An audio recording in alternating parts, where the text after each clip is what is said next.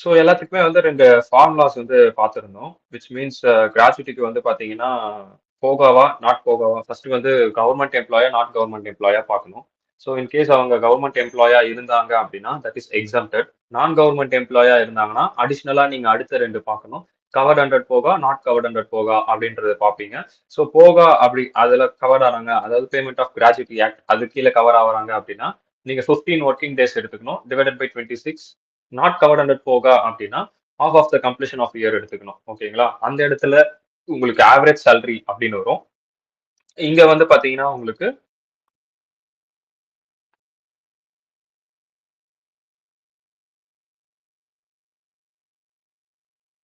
So இங்க average salary எடுத்துப்பீங்க.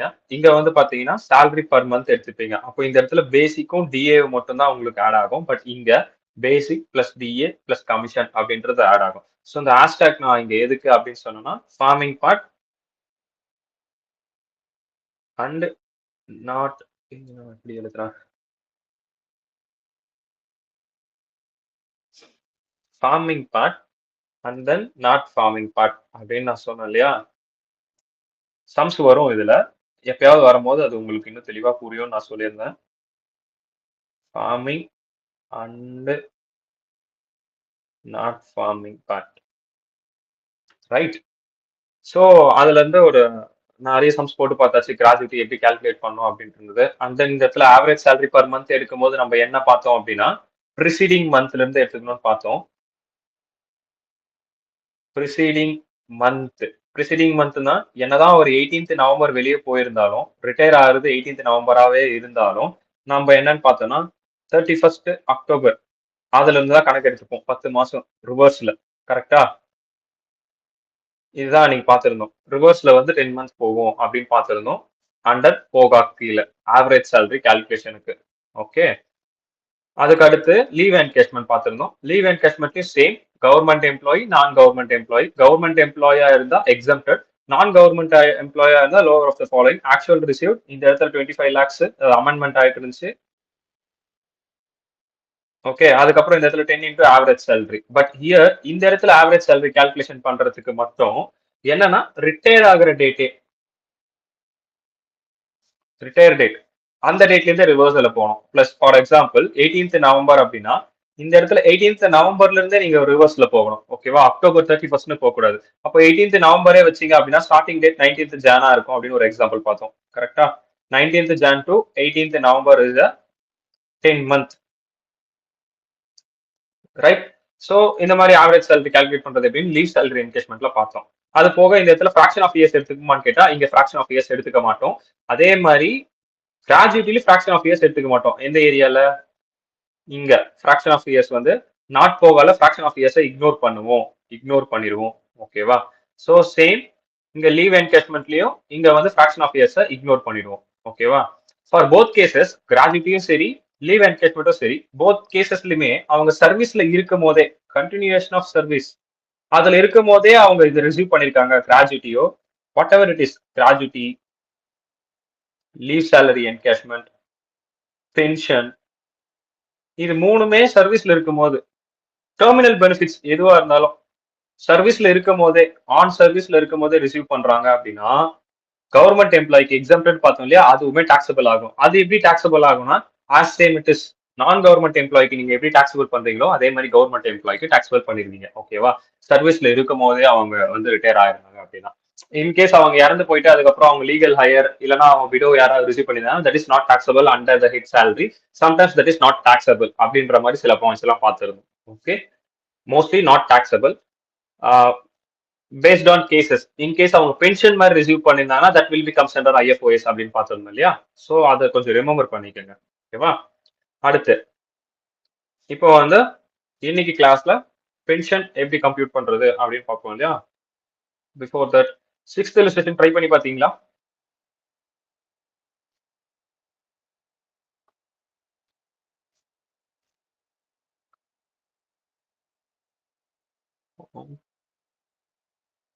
சரி, போட்டிருப்பீங்க நம்புறேன். அடுத்து மூவ் பண்றேன். So have to read this case D. Case D வந்து பாத்தீங்கன்னா லீவ் சேலரி வந்து லீகல் ஹையர் இல்ல விடோ லீகல் ஹையர் யாராவது ரிசீவ் பண்ணியிருந்தாங்க இஸ் நாட் டாக்ஸபிள். ஓகேங்களா?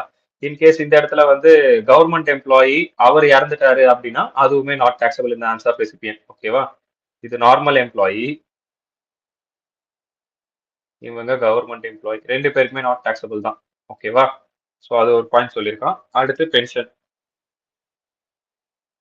ஸோ பென்ஷனை எப்படி டாக்ஸபிள் பண்றது அப்படின்னு பார்த்தீங்கன்னா, பென்ஷன் வந்து மொத்தமா டூவா டிவைட் பண்ணிருப்பாங்க. Computed pension, non computed pension. அதுவுமே கவர்மெண்ட் எம்ப்ளாயி, நான் கவர்மெண்ட் எம்ப்ளாயி பிரியும். Okay, non government employee, government employee ஆல்வேஸா கவர்மெண்ட் எம்ப்ளாய்க்கு எக்ஸம்டட் தான். ஓகேங்களா? ஸோ நான் கவர்மெண்ட் எம்ப்ளாயி அப்படின்னும் போது ரெண்டு கேஸ் வருது. ரெண்டு கேஸ் அப்படின்னா என்னன்னு பாத்தீங்கன்னா, கேஸ் ஒன்னு பென்ஷனையும் கிராஜுவிட்டியும் சேர்த்து வாங்கியிருக்காங்க. ஒரு ஒரு பர்சன் வந்து பென்ஷனும் வாங்கியிருக்காரு, கிராஜுவிட்டியும் வாங்கியிருக்காரு அப்படின்னா பென்ஷன்ல எவ்வளவுதான் எக்ஸம்டடா? 1/3 of the pension is exempted. Right. Case 2 என்ன அப்படின்னு பாத்தீங்கன்னா, வெறும் பென்ஷன் மட்டும் ரிசீவ் பண்ணிருக்காரு. Received only pension. ஓகே, அது மட்டும் ரிசீவ் பண்ணிருக்காரு அப்படின்னா half of the pension received is exempted. பாதி பென்ஷன் ரிசீவ்ட் எக்ஸம்டட். இது எப்படி ஞாபகம் வச்சுக்கிறது? அதாவது அடிஷ்னலா மோர் மணி இல்லைன்னா எக்ஸ்ட்ரா அடிஷ்னல் மணி. அடிஷ்னல் மணின்றது இங்க என்ன? பென்ஷன் கூட சேர்த்து கிராஜுவிட்டியும் சேர்த்து வாங்கியிருக்காரு. That is called as additional money. அப்ப அடிஷ்னல் மணி இருக்கா? 1/3 தான். உனக்கு அதுல வந்து 25% கணக்கு வரும். 1/3 எவ்வளவு வருது? 33.33 வருதா? 3 யா 33% தான். 33.3333 போகும். பட் இந்த இடத்துல அடிஷனல் மணி எதுவுமே இல்லாம ஒன்லி பென்ஷன், வெறும் பென்ஷன் மட்டும் தான் இருக்கா? சரி தான், 50% எடுத்துக்கோ. அவ்வளவுதான். ஓகேங்களா? சோ இதுதான் நான் கவர்மெண்ட் எம்ப்ளாயில ரெண்டு கேஸ். பிளஸ் இதுல வந்து பாத்தீங்கன்னா இன்னொரு ஒரு விஷயம் இருக்கு. பென்ஷன்லயே வந்து பாத்தீங்கன்னா கம்யூட்டட் பென்ஷன், அன்கம்யூட்டட் பென்ஷன் சொல்லுவாங்க. ஓகேவா? அதாவது பல்கா பென்ஷன் ரிசீவ் பண்றது, அப்பப்போ பென்ஷன் ரிசீவ் பண்றது. அந்த ரெண்டு கேஸ் இருக்கு. Commuted, uncommuted. அன்கம்யூட்டட் பென்ஷன் இருந்துச்சுன்னா fully taxable for both. Uncommuted அன்கம்யூட்டட்னா பல்கா ரிசீவ் பண்ணல. பல்கா இல்லைன்னு அர்த்தம். ஓகேவா? பல்கா இல்லைன்னா இப்ப 10 லட்சம் ரிசீவ் பண்றீங்கன்னு வச்சுக்கோமே, இது பல்கு. இல்ல எனக்கு வேணாம், எனக்கு மாசம் மாசம் நான் 10,000 ரூபாய் ரிசீவ் பண்ணிக்கிறேன் அப்படின்னா அது uncommuted. Okay, so that is called as periodical pension or lump sum pension are taxable only for non government employee.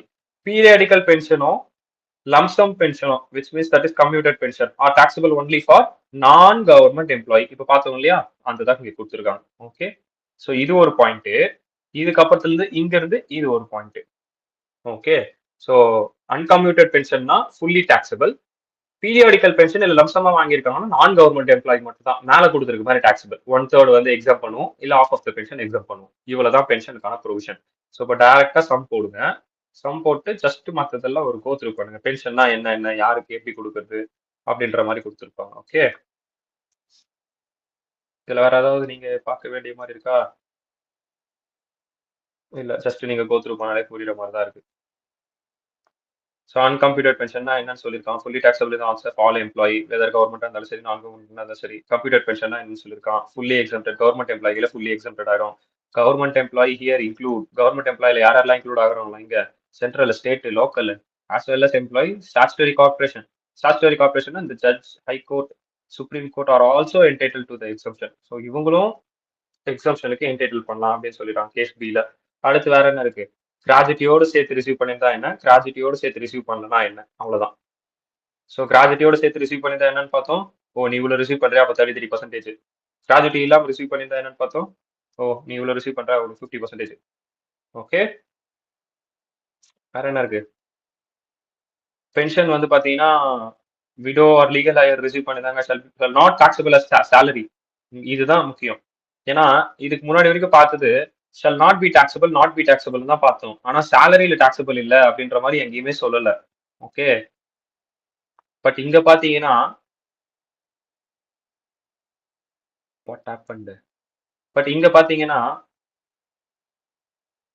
shall not be taxable as salary but taxable under 56. 56 is nothing. 56 is your எந்த head கீழ வரும்? 56 45 to 55 capital கெய்னா அப்ப capital கெயினுக்கு அடுத்தது என்ன இருக்கும்? IFoS தானே இருக்கும். கரெக்டா? இது ஞாபகம் வச்சுக்க சொன்ன ஞாபகம் இருக்கா? அதாவது செக்ஷன்ஸ் ஞாபகம் வச்சுக்கும் போது 50 to 17 salary, 22 to 26, 27 வந்து house property, 28 to 44 பிசிபிபி, 45 to 55 capital gain, and then 55 அப்புறம் 57 வரைக்கும் ஐஎஃப்ஓஎஸ் அப்படின்னு ஞாபகம் வச்சுக்க சொன்னா, அது எப்படி ஞாபகம் வச்சுக்கிறதுனா, நம்ம வந்து ஃபர்ஸ்ட் கேபிட்டல் கெயினை பார்ப்போம். கேபிட்டல் கெயின் தான் 10th ரவுண்ட்ல வரும் அப்படின்னு செக்ஷன்ஸ் சொல்லி கொடுத்தேன் இல்லையா? அந்த செக்ஷன்ஸ் ஞாபகம் வச்சுக்கிட்டோம்னா இது ஞாபகம் இருக்கும். அப்ப ஐஎஃப்ஓஎஸ் 56ன்றது ஆப்வியஸா 56 ஐஎஃப்ஓஎஸ் கீழ போகும். இன்கம் ஃப்ரம் அதர் சோர்சஸ் பக்கத்திலே கொடுத்துட்டானா ஃபர்தரா நம்ம ரெஃபர் பண்ணிக்கலாம் income from other source. So you have to been remember pension வருது அப்படின்னும் போது அது வந்து not taxable as salary but taxable as IFOS. Okay. அதுக்கப்புறம் வென் கம்ப்யூட்டட் பென்ஷன் இருக்கு. இப்போ கம்ப்யூட்டட் பென்ஷன்னா என்னன்னு சொல்லிட்டானுங்கன்னா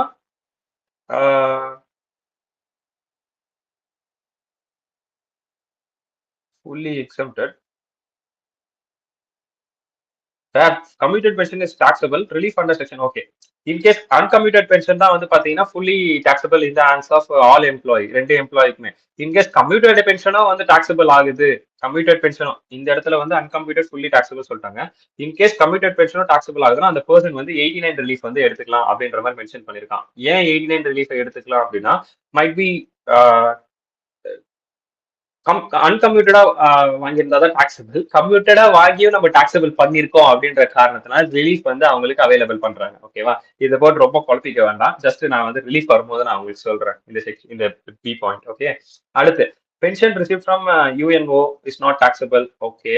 Further, pension received by a widow of UN ex-official from UN Joint Staff Pension Fund is also exempted. Might be அதுல இருந்து அவர் இறந்து போனவங்க அவங்களோட ஒய்ஃப் அவங்க யாராவது வாங்கியிருந்தாலுமே யுனைடெட் நேஷன் ஆர்கனைசேஷன்ல இருந்து அங்கிருந்து வாங்கியிருந்தாலுமே அதுவுமே எக்ஸம்டட். ஓகேவா? ஸோ அப்போ only UNO, United nation organisation, so இதுல இருந்து ரிசீவ் பண்ணியிருந்தா மட்டும் தான் எக்ஸம்டட். அதர்வைஸ் பென்ஷன் வந்து பாத்தீங்கன்னா விடோ ஆர் லீகல் ஹையர் வந்து ரிசீவ் பண்ணியிருந்தாங்க அப்படின்னா சேலரி கீழே டாக்ஸபிள் ஆகாதே தவிர மற்றபடி அதுல எதுல போய் டாக்ஸபிள் ஆகும்?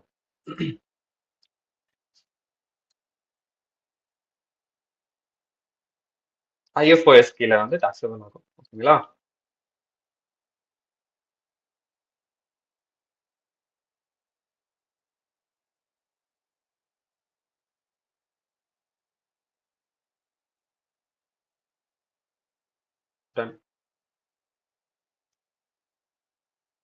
அடுத்து so will try this illustration number 7. உங்க புக்ல இருக்க மாதிரி நான் மாத்திக்கிறேன். 2022, 2022, again year 2022. ஓகே. ஓகே. பின்னாடி ஆன்சர் இருக்கு. நம்ம ஸ்ட்ரைட்டா இங்க இருந்து ஒர்க் அவுட் பண்ணுவோம்.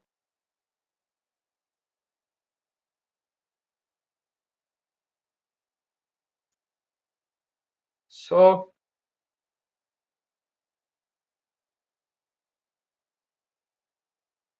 done. Mr. Amit has resigned from his job on 31/3/2022. எப்போ ரிட்டையர் ஆகுறாரு? Retire 31/3/2022. From 1/4/2022, he was entitled to pension of 3,000 per month. 1/4/2022ல இருந்து 3,000 வாங்குறாரு per monthக்கு. Okay. On 1/8/2022, he got 80% of his pension commuted and received 1,20,000 compute taxable pension if he is 1/8/2022ல கம்யூட்டடா receive பண்றாராம்.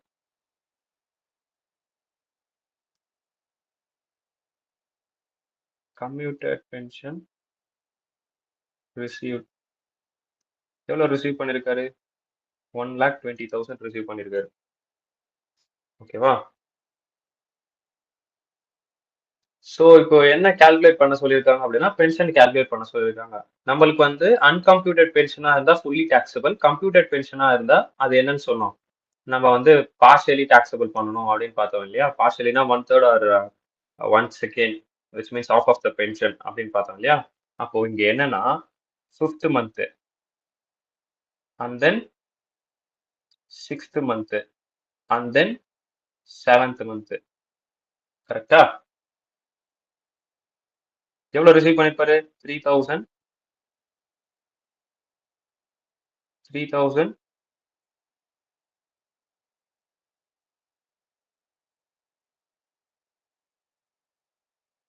3000 கரெக்டா? இந்த 4 மாசத்துக்கும் 3000 receive பண்ணிருப்பாரா?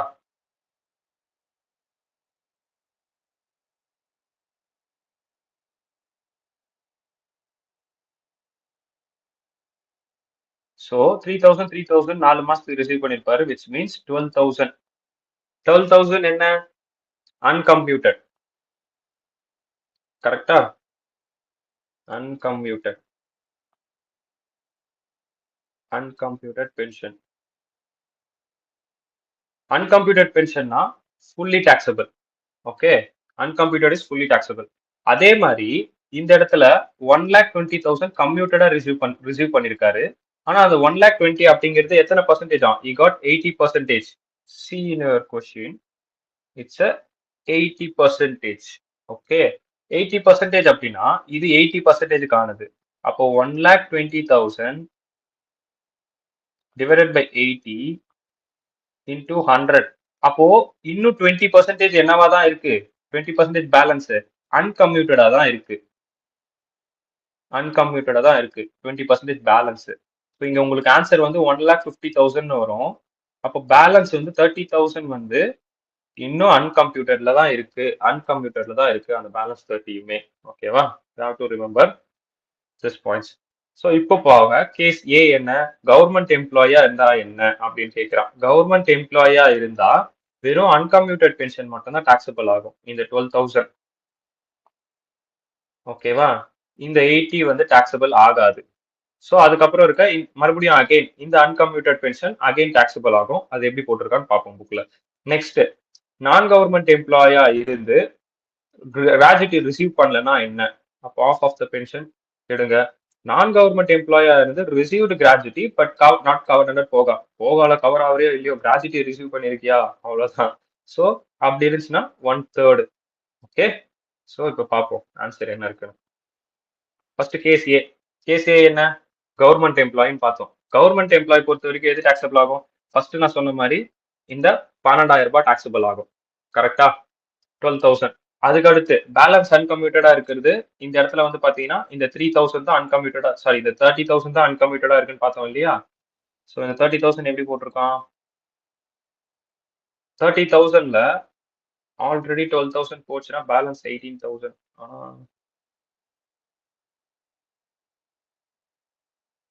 Once again 80% is got. 3,000ல 20% போடுங்க. இந்த 3,000ல 20%. என்னமா? 600 வருதுண்ணா. 600-ஆ? ஓகே.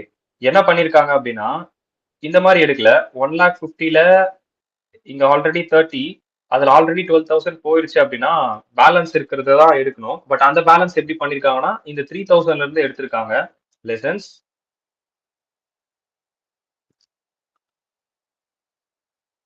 கம்ப்யூட்டடே பண்ணல அப்படின்னா அவங்க மந்த்லி எவ்வளவுதான் ரிசீவ் பண்ணிருப்பாங்கன்னா 3,000 தான் ரிசீவ் பண்ணிருப்பாங்க. கரெக்டா? ஸோ அப்போ 3,000ல இருந்து தான் நீங்க வந்து அந்த பெர்சன்டேஜ் கால்குலேஷன் 3,000 தான் கன்சிடர் பண்ணிருக்கணும்.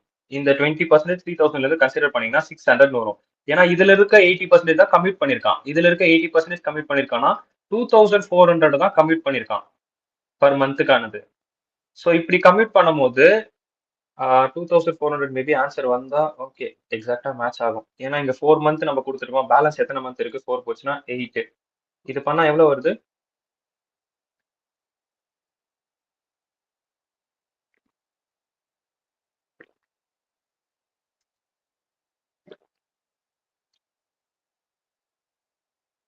2,400 into 8 எவ்வளவு வருது? 19,200. 1,92,000. 1,92,000. ஓகே, 1,92,000 வந்து 1,20,000 கொடுத்துருக்கோம். ஓகே, அவன் சொல்ற மாதிரி கம்ப்யூட்டேஷன் பர்பஸ்க்காக நம்ம இதை மாத்த வேண்டாம். 1,92,000 இல்ல 19,200 தானா? 19,200. ஓகே, 10 போட்டாலே 24,000. ஓகே, 19,200. ஓகே, அவன் சொன்ன மாதிரி நம்ம கம்ப்யூட்டேஷன் அந்த மாதிரி மாத்த வேண்டாம். But here they mention 12 lakhs அப்படின்னு மென்ஷன் பண்ணிருக்கான் இல்லையா அவன்? Sorry, 1,20,000 mention பண்ணிருக்கானா? சாரி, அவனே டைரக்டா 1,20,000 அப்படின்னு மென்ஷன் பண்ணதுனால இந்த கால்குலேஷன் பண்ணோம்னா வரல. 80% of is computer mentions and நான் ஒரு கால்குலேஷன் போட்டுருக்கேன். 600க்கு தானே இப்போ நம்ம போட்டிருக்கோம். புரியல. 600க்கு தானே இப்போ போட்டிருக்கோம். 600க்கு அன்கம்ப்யூட்டட்னு போட்டிருக்கோம். நான் என்ன கேக்குறேன்னா, நான் இப்போ ஒரு கால்குலேஷன் போட்டேன். அது என்னன்னா 1,50,000க்கு 3,000 மாசம் மாசம் வருதுன்னா பேலன்ஸ் இருக்கிற 30,000க்கு எவ்வளோ வரும்னு போட்டாலே 600 வந்துடுவாங்க. அதுக்கப்புறம் பேலன்ஸ் இருக்கிற மந்த்தை இன்டூ பண்ணி அந்த மாதிரி 30,000க்கு என்ன பண்ணீங்க? இப்போ வந்து 1,50,000க்கு 3,000 மந்த்லி ரிசீவ் ஆகுதுன்னா 30,000க்கு மந்த்லி எவ்வளோ ரிசீவ் ஆகும்னு பார்த்தோம்னா 600 by வருது. 12 into 18 போட்டீங்களோ? ஆமாண்ணா. இல்லைண்ணா 1,50,000 1,50,000 30,000 into 3,000 divided by 1,50,000 போட்டோம்னா 30,000 divided by 1,50,000. அப்படியே கிராஸ் மல்டிப்ளிகேஷன் பண்ணணும். அந்த 1,50,000க்கு 3,000 மந்த்லி ரிசீவ் ஆகுதுண்ணா. ஓகே, அந்த மாதிரி போட்டா 600 வருது. ஒன் செகண்ட் வரேன்.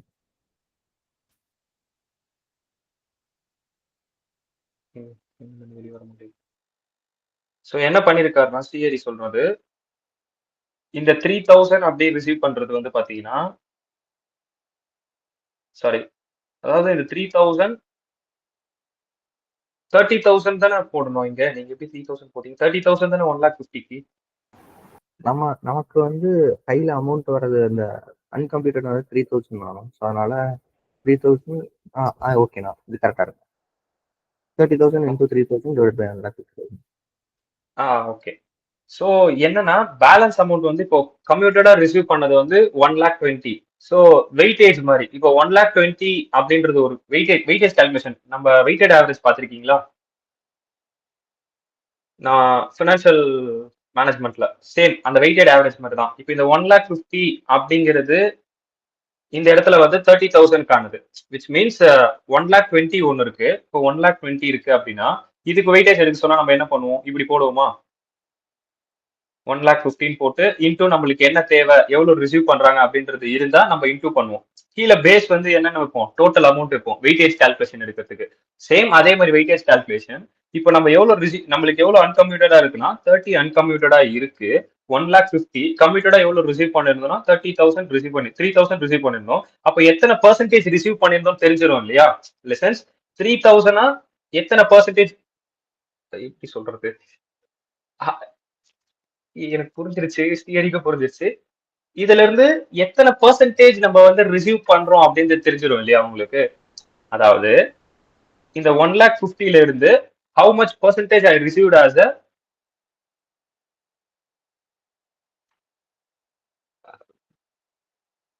pension. Lessons 30,000 divided by 1,50,000. So இதை போட்டாலே உங்களுக்கு பெர்சன்டேஜ் தெரிஞ்சிடும் 0.2 அப்படின்ட்டு, which means that is 20%. ஆக்சுவலா 80ல இருந்து நம்ம எடுத்தோம்னாலே 20 தான்.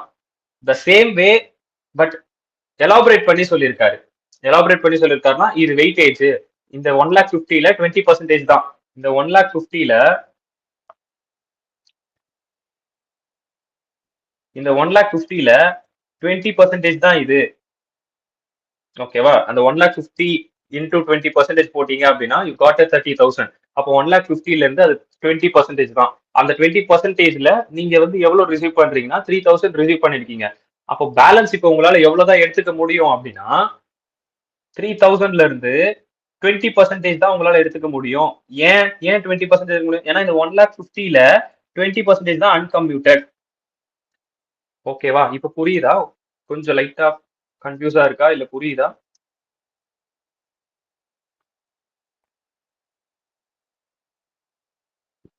நல்லா நோட் பண்ணுங்க. ஓகே, ஓரளவுக்கு ஓகே இல்லையா? அனுஷாக்கு, மத்தவங்களுக்குலாம், சுரேகா, பிரவீனா அம்மா, கணேஷ், நவீன், இருக்காங்களா? ஓகே. ஸோ டைரக்டா நீங்க 20% வந்து அங்க ஆல்ரெடி கொஸ்டின்ல 80 கொடுத்துருக்கான், அதுல இருந்து 20 எடுத்தாலும் ஓகே. பட் எனக்கு லாஜிக்கலா எப்படி வந்துச்சு அப்படின்னு நான் ஒரு ஐடியாக்காக கால்குலேஷன் பண்ணதுல இந்த 1,50,000ல 20% தான் 30,000. அப்போ 20% தான் அன்கம்ப்யூட்டர்ல இருக்கு. அப்போ அதை மட்டும் தான் நான் எடுத்துக்கணும் அப்படின்றதுனால they have provided this 600. அப்போ 3,000ல நீங்க 20% எடுத்தீங்கன்னா 600. இல்ல டைரக்டா இல்ல எனக்கு வந்து அங்க 80 இருக்கு, நான் பேலன்ஸ் 20 எடுத்துக்கிறேன், அந்த 20 வந்து நான் அன்கம்ப்யூட்டர்ல எடுத்துக்கிறோம்னா ஓகே தான், ஒரு ப்ராப்ளமும் இல்ல. 3,000 into 20% 600. ஓகே. ஸோ நெக்ஸ்ட், இப்போ கவர்மெண்ட் எம்ப்ளாயா இருந்தாலுமே நம்ம என்னன்னு பார்த்தோம்னா அன்கம்ப்யூட்டர் டாக்ஸபிள்னு பார்த்தோம். அப்போ இது வரைக்கும் அன்கம்ப்யூட்டடா? எப்படி இது அன்கம்ப்யூட்டட் ஆச்சு? இங்க 4 மந்த்துக்கு எடுத்தாச்சு, பேலன்ஸ் இருக்க 8 மந்த்துக்கு எடுக்கணும் இல்லையா 600ன்னு. ஏன்னா இதுல வந்து 2,400 அப்படிங்கிறது கம்ப்யூட்டட் ஆயிடுச்சு. Okay. So but you have been remember, இந்த மாதிரி 2,400 அப்படின்னு எடுத்தோம்னா கன்ஃபியூஸ் ஆவீங்க. 2,428 போட்டா வரல. ஓகேவா? ஸோ அவன் என்ன சொல்லியிருக்கான் அப்படின்னா, அவன் கொஸ்டின்ல மென்ஷன் பண்ணிட்டான் 1,20,000 அப்படின்னு அவன் மென்ஷன் பண்ணதுனால நம்மளால எதுவும் பண்ண முடியாது. ஓகேவா? அவனா ஒரு ஆன்சர், அவனா ஒரு கொஸ்டினை கொடுத்துருக்கான். ஸோ நம்மளால வந்து நம்மளுக்கு வர ஆன்சரை மிச்சத்துல இருந்து நம்மளால எடுக்க முடியாது. மேபி அவன் இதை கொடுக்காம 1,20,000 கொடுக்காம வெறும் 80% மட்டும் கொடுத்துருந்தானா அப்போ நீங்க இந்த மாதிரி கால்குலேஷன் எடுத்துக்கலாம். 2,400 into 8 அப்படின்னு போட்டு கம்ப்யூட்டர் பென்ஷன் எவ்வளோன்னு கண்டுபிடிச்சிருக்கலாம். பட் தே மென்ஷன் திஸ், இதை மென்ஷன் பண்ணதுனால நம்மளால அந்த அசம்ஷனுக்கு போகவே முடியாது. ஓகேவா? ஸோ 18,000. அப்புறம் கம்ப்யூட்டர் பென்ஷன் நம்ம எவ்வளோன்னு பார்த்தோம் 1,20,000. இது ஃபுல்லி எக்ஸம்ட் ஆயிடும். ஏன்? பிகாஸ் கேசிஏ வந்து கவர்மெண்ட் எம்ப்ளாயி. கரெக்டா? ஸோ நெல், அப்போ கம்ப்யூட்டர் மட்டும் இவருக்கு டாக்ஸபிள் ஆயிடும். கேஸ் பி என்ன? Non government employee, not receive gratuity. கரெக்டா? நாட் ரிசீவ் கிராஜுவிட்டினா ஆஃப் ஆஃப் த பென்ஷன் வந்து எக்ஸம்டட் ஆயிடும். Half of the pension exempted ஆகுது அப்படின்னா இந்த 60,800 சேம் கால்குலேஷன் தான். எவ்வளவு ரிசீவ் பண்ணிருந்தான்? 1,20,000. பட் ஆக்சுவலா எவ்வளவு வரணும் ஆஃப் ஆஃப் த பென்ஷன்னா? 1,20,000 அப்படிங்கிறது 80%க்கு, 100%க்கு தானே நம்ம கால்குலேட் பண்ணோம் பென்ஷன் அப்படிங்கிறது. அப்போ 1,50,000 தானே 100%க்கு. ஸோ 1,50,000 ஆஃப் அதுல போச்சுன்னா 75,000. ஸோ இது exempted. 75,000 half of the pension is exempted, right? அப்போ பேலன்ஸ் வந்து பாத்தீங்கன்னா 45,000 கிடைக்கும். உங்க ஆன்சர் 61,800 இருக்கும். கேசி வந்து கிராஜுவிட்டி ரிசீவ் பண்ணியிருந்தா என்ன? கிராஜுவிட்டி ரிசீவ் பண்ணதா 1/3 of the pension, 1/3 into 1,50,000. So ஆப்வியஸா நீங்க என்ன பண்ணுவீங்க? 50,000 போட்டுருவீங்க, ரெண்டுத்தையும் மைனஸ் பண்ணீங்கன்னா 70,000. ஸோ இது ரெண்டுத்தையும் ஆட் பண்ணீங்க அப்படின்னா 86,800. கரெக்டா? ஸோ இங்க கீழே கொடுத்துருக்கான் 80க்கு எவ்வளோ, 100%க்கு எவ்வளோ. பென்ஷன் புரிஞ்சா? அவ்வளவுதான் பென்ஷன்.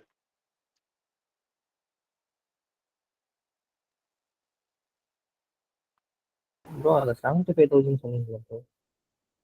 75. அது எப்படி ப்ரோ வந்துச்சு எக்ஸாம்க்கு? 1,50,000 1,50,000 divided by 2. Half of the pension தான் எக்ஸம்டட். கிராஜுவிட்டி இல்லாம, கிராஜுவிட்டி இல்லாம நீங்க கேஸ் பி பாருங்க. இதோ இங்க இருக்கு பாருங்க case B. Non government employee and not receiving gratuity half of the pension. கிராஜுவிட்டியோட சேர்த்து ரிசீவ் பண்ணா 1/3, விச் மீன்ஸ் அப்ப நீ அடிஷ்னலா நான் சொன்ன மாதிரி அடிஷ்னல் மணி இருக்கா? நீ நிறைய மணி வச்சிருக்க, அதனால உங்களுக்கு 33% தான் எக்ஸம்டட். இன்கேஸ் நோ அடிஷ்னல் மணியா, சரி நீ கம்மியா தான் பணம் வச்சிருக்க, உனக்கு 50% எக்ஸம்டட். அப்படி ஞாபகம் வச்சுக்கோங்க. ஓகேண்ணா. ஓகேவா? அடிஷ்னல்னா கிராஜுவிட்டியோட சேர்த்து நீ ரிசீவ் பண்றியா, அப்போ உனக்கு 33%. நீ கிராஜுவிட்டியே இல்லாம ரிசீவ் பண்றியா, அப்ப நீயே கம்மியா தான் ரிசீவ் பண்ற, சரிதான் 50% வச்சுக்கோ அப்படின்ற மாதிரி. அப்படி ஞாபகம் வச்சுக்கிட்டா பென்ஷன் ஈஸியாயிரும். ஓகே. அடுத்து வந்து பாத்தீங்கன்னா retrenchment compensation. Retrenchment compensation is nothing. உங்களோட வேலையை விட்டு உங்களை தூக்குறாங்க, உங்களோட கான்ட்ராக்ட் கேன்சல் பண்றாங்க, அதாவது கம்பெனியே உங்களை வேலையை விட்டு தூக்குதுன்னா, நீங்களா வெளியே போகாம கம்பெனியா உங்களை வேலையை விட்டு தூக்குது அப்படின்ற பட்சத்தில் அப்போ உங்களுக்கு இது கால்குலேட் பண்ணுவாங்க. சேம் தான். Actual amount received 5 lakhs. இந்த இடத்துல வந்து இண்டஸ்ட்ரியல் டிஸ்பியூட் ஆக்ட் அப்படின்னு ஒரு ஆக்ட் இருக்கு. அந்த ஆக்ட்ல வந்து ஒரு அமௌண்ட் கொடுத்துருப்பாங்க. என்ன மாதிரியான டிஸ்பியூட் பண்ணிருக்கீங்க, எப்படி உங்களோட ஒர்க் எப்படி இப்பெல்லாம் பண்ணிருக்கீங்க அப்படின்றத பேஸ் பண்ணி அதுல சில கண்டிஷன்ஸ் எல்லாம் இருக்கும் அந்த ஆக்ட்ல. ஓகேவா? அந்த கண்டிஷன்ஸ் எல்லாம் நீங்க சாட்டிஸ்ஃபை பண்ணீங்கன்னா பேஸ்ட் ஆன் தட் அதை பேஸ் பண்ணி உங்களுக்கு இங்க ஒரு அமௌண்ட் தருவாங்க. ஓகே. ஸோ அதுல இருந்து ஈக்குவல் டு 15 days இந்த சேம் தான் average per day every completion of years or any part of the excess of 6 months. Okay 6 மந்த்துக்கு மேல இருந்து அதுக்கப்புறம் அதாவது கம்ப்ளீஷன் ஆஃப் இயர்ஸ் அப்படிங்கிறது 6 மந்த்துக்கு மேல இருந்து தான் கால்குலேஷன் பண்ணுவாங்க அப்படின்ற மாதிரி சொல்லியிருப்பான். ஸோ அது இந்த ஆக்ட் படி கொடுத்துருப்பேன் அப்படின்ற மாதிரி மென்ஷன் பண்ணிருப்பான். So you don't have to remember this because இந்த ஆக்ட் உள்ள போனீங்க அப்படின்னா நீங்க இந்த ஆக்ட் தனியா படிக்கிற மாதிரி இருக்கும். இந்த ஆக்ட் தனியா படிச்சு அதுக்கப்புறம் அமௌண்ட் கொடுக்குற மாதிரி இருக்கும். மேபி அவன் கேட்கறான் அப்படின்னா இந்த அமௌண்ட்டையும் அவனே கொடுத்துருவான். ஓகேவா, இதுல இருந்து சம்ஸ் மோஸ்ட்லி வராது. பட் ஜஸ்ட் ரிட்ரேஷன் காம்பன்சேஷன்னா என்ன அப்படின்னு மட்டும் ஞாபகம் வச்சுக்கோங்க. ஓகேவா, ஸோ இந்த லிமிட் ஞாபகம் வச்சுக்கோங்க. இந்த லிமிட்ஸ் தான் வந்து 2 மார்க்ஸ்ல மேபி கேட்கணும்னு நினைச்சா கேட்பான். திடீர்னு வந்து ரிட்ரேஷன் காம்பன்சேஷன் ஸ்டாச்சுட்டரி லிமிட் எவ்வளோ சொல்லு, கிராஜுவிட்டி ஸ்டாச்சுட்டரி லிமிட் எவ்வளோ சொல்லு, leave salary encashment statutory limit எவ்வளோ சொல்லு, அந்த மாதிரி கேட்பாங்க. ஓகேவா, ஸோ 20 lakhs அப்படிங்கிறது கிராஜுவிட்டிக்கு, 25 lakhs அப்படிங்கிறது லீவ் என்கேஷ்மெண்ட்டுக்கு, 5 lakhs அப்படிங்கிறது ரிட்ரேஷன் காம்பன்சேஷனுக்கு. பென்ஷன் வந்துச்சுன்னா 1/2 1/3 அவ்வளோதான். கரெக்டா? லீவ் சேலரிக்கு 25 தானே, 25. ஸோ இந்த மாதிரி வந்து 2 மார்க்ஸ்ல கேட்க வாய்ப்புகள் இருக்கு. So you have to be remember. அதுக்கு அடுத்து ஸோ நோட், இது நார்மல் நோட் தான். In case of compensation paid under scheme approved by central government இருந்தால் நத்திங் பி டாக்ஸபிள். ஏதாவது சென்ட்ரல் கவர்மெண்ட் ஸ்கீம் கண்டர்ல வந்து உங்களை வேலையை விட்டு தூக்கி ரிட்ரேஷன் பண்ணா முதல்ல வந்து உங்களோட கேன்சல் பண்றது, உங்களை வேலையை விட்டு அவனா வாலண்டியா தூக்குறது. ஓகே, அதுக்கப்புறம் compensation receive by workman at the time of closing down of undertaking is in which is employed is treated as compensation receive at the time of is retrenchment. Retrenchment பண்ணா என்ன meaning கொடுத்துருக்கான், அதாவது இப்போ கம்பெனியே மூடுறாங்க அப்படின்னும் போது நீங்களும் ஆட்டோமேட்டிக்கா வெளியே வந்துடுவீங்க.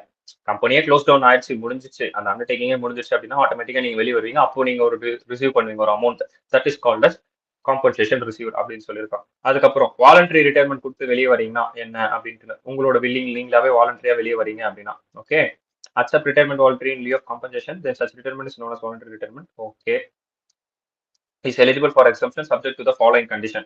Okay, exemption தரோம், ஆனா அந்த எக்ஸம்ஷனுக்கு நீங்க கீழே இருக்கக்கூடிய கண்டிஷன்ஸ் எல்லாம் சாட்டிஸ்ஃபை பண்ணணும் அப்படின்னு சொல்லிட்டான். என்னென்ன கண்டிஷன் சொல்லியிருக்கான், ஐயோ, ஸோ என்னென்ன கண்டிஷன் அப்படின்னு பார்த்தீங்கன்னா, compensation is receive from specified employer. Specified employer கிட்ட இருந்து நீங்க ரிசீவ் பண்ணணும். அது யார் ஸ்பெசிஃபைடு எம்ப்ளாயர் அப்படின்னு பார்த்தீங்கன்னா பின்னாடி கொடுத்துருப்போம் பாருங்க.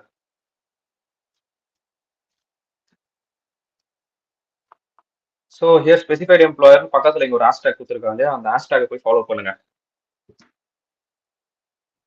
So here the specified employer, any company or any authority established under central, state or provincial act or a local authority. Okay, so அந்த சர்டன் பீரியடுக்கு ஒரு ஆக்ட் வச்சு அந்த இடத்துல ஏதாவது இருக்கு அப்படின்னா, அல்லது cooperative society, a specified university or an Indian institution, IIT or any state government or central government or notified institution management, IIM Ahmedabad, IIM Bangalore, IIM Calcutta, IIM Lucknow and Indian Institution of Foreign Trade New Delhi or notified institutions. Okay, these are the specified employees.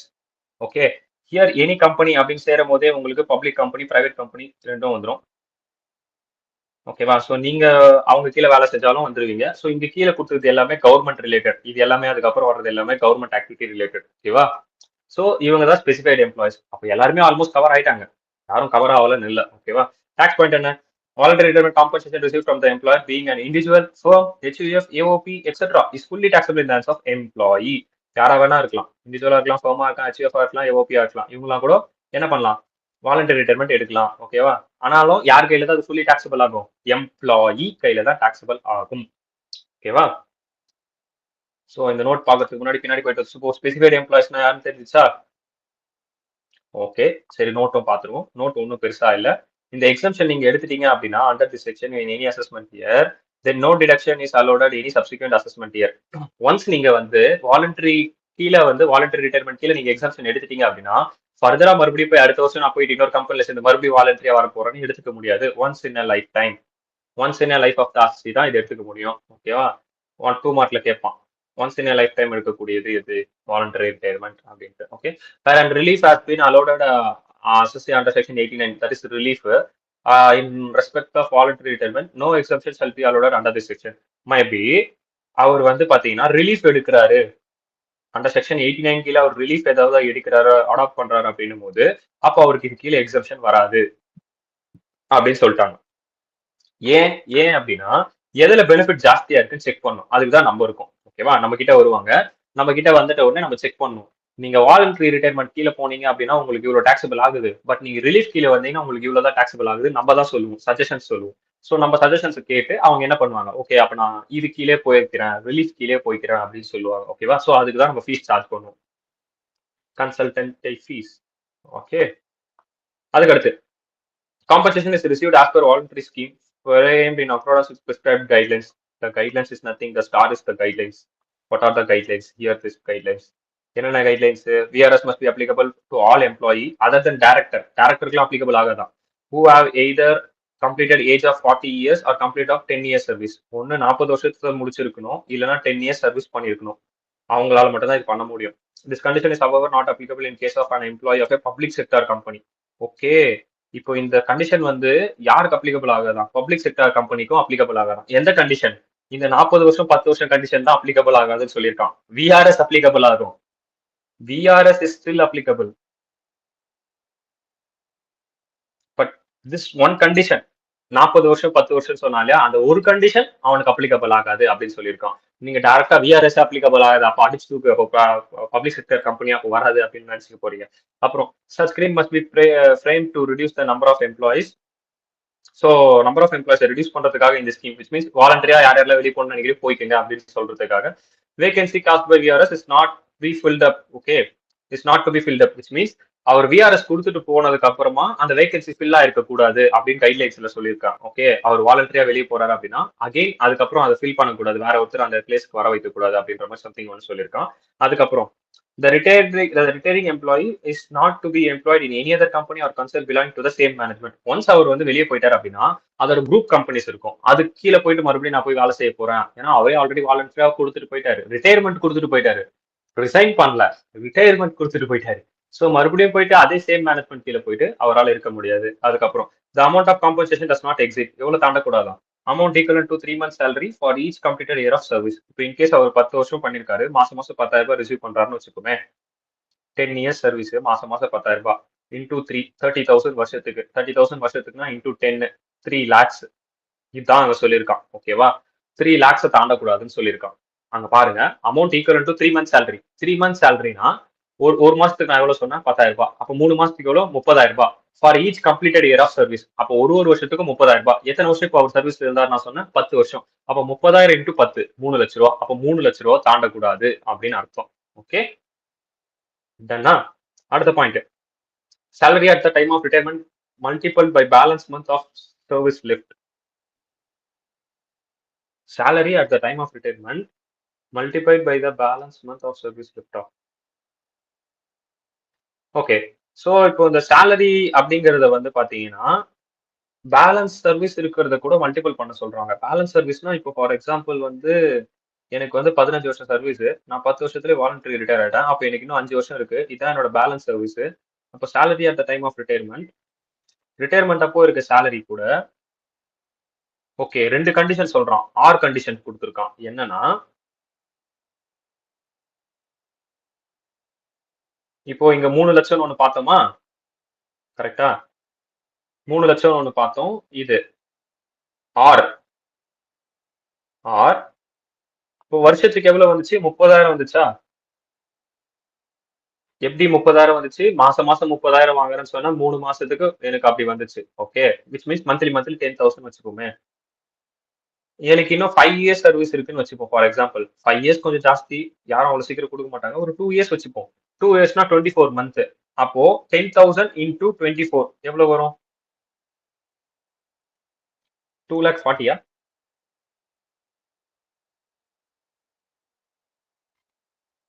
So 2,40,000.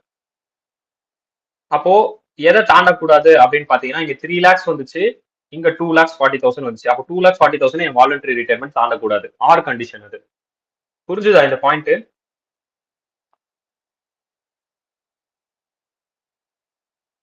அதாவது 12 வருஷம் service, ஆனா நான் 10 வருஷத்துலேயே voluntary retirement கொடுத்துட்டேன். So 10 வருஷத்துலேயே நான் கொடுத்துட்டேன் அப்படின்னா இங்க ஒரு கால்குலேஷன் பண்ணோம், அந்த கால்குலேஷன் படி எனக்கு 3 lakhs வந்துச்சு. Okay, 1 minute. ஸோ அதுக்கப்புறம் வந்து பாத்தீங்கன்னா செகண்ட் கண்டிஷன் என்னன்னா சர்வீஸ் லெஃப்ட். 2 வருஷம் சர்வீஸ் லெஃப்ட்ல இருக்கு, அதாவது 24 மந்த். 24 மந்த் அப்படின்னா அதாவது 2 இயர்ஸ் 24 மந்த் நான் எடுத்திருக்கேன். அப்ப per month 10,000 24 month 2,40,000. அது ரெண்டுத்துல எது வந்து கம்மியா இருக்குன்னா 2,40,000 தான் கம்மியா இருக்கு. அதை எக்ஸீட் ஆகக்கூடாது. எது எக்ஸீட் ஆகக்கூடாது?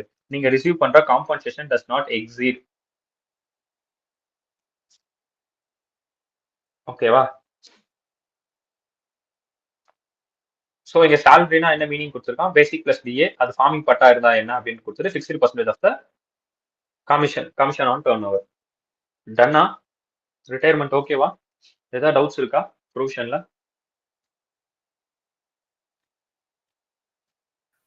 அண்ணா அந்த இதில் இப்போ விச்சர் ஸ்லோவர் எடுத்துக்கணுமாண்ணா?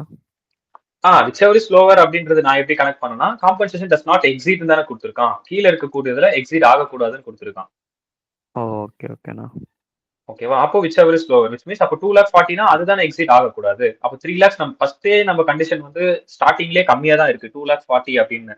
அப்போ அப்படி இருக்கும்போது நம்ம எப்படி 3 lakhs ஃபர்தரா மூவ் பண்ண முடியும்? ஓகேண்ணா. அந்த கான்செப்ட்ல விச் எவர் இஸ் லோவர் எடுத்துக்கிட்டேன். ஓகேவா? சோ அடுத்து ஆனுட்டி.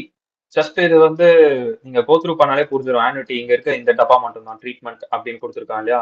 This table column only. So annuity payable by a present employer whether voluntary or கான்ட்ராக்சுவலி.